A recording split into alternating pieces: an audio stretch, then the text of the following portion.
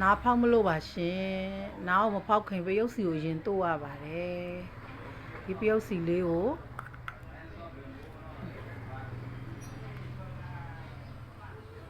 ဒီလိုပုတ်ချလိုက်ရပါတယ်တစ်စက္ကန့်2စက္ကန့်ထားရပါတယ်ပူမဖောက်ပါမယ်ရှင်ဒီလိုရှိရင်ကိုဖောက်မဲ့နေရာကိုအရာလေးပေးလိုက်ပါမယ်နှစ်ဖက်လုံးအရာပေးပါမယ်ဒီဘက်ကတော့အရာပေးထားပြီးပါပြီ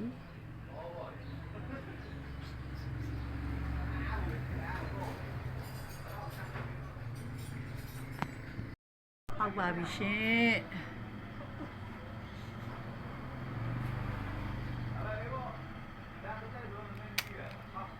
ပြီးသွားပါပြီရှင်ခဏလေးနော်နောက်ပိတ်ထဲအောင်မယ်ရှင်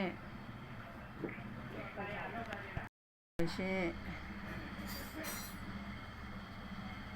ဒီလိုမျိုးတိုက်အောင်ချယ်ပြီးဖောက်ရပါတယ်ဖောက်ပြီးလို့ရှိရင်ဒီဘက်ကနေပြီးတော့ဇာကနာနဲ့ဆွဲလိုက်ရပါတယ်ပြီးနောက်ပိတ်ထည့်မယ်နော်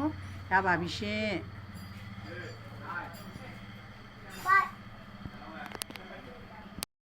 ပြီးသွားပါပြီရှင်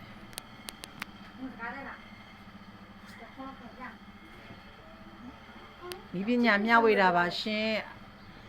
ကျေးဇူးတင်ပါတယ်ဆုံးဖြတ်ကြည့်ပေးလို့